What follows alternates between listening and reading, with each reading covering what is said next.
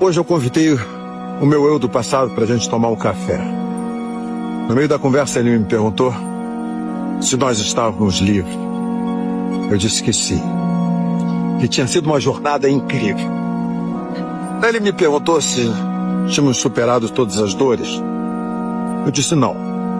Ainda não, mas nós estamos no caminho. Aí ele me perguntou se eu tinha dinheiro para pagar o café. Eu falei, claro. Ainda digo mais, ainda vai sobrar um troco. E por último ele me perguntou se eu tinha orgulho dele. Eu disse que ele era a coisa mais incrível que eu tinha conhecido em toda a minha vida. Pela sua coragem, pela sua força e pela sua determinação. Ele chorou. E eu ri. Eu ri com lágrimas nos olhos. Valeu, galera.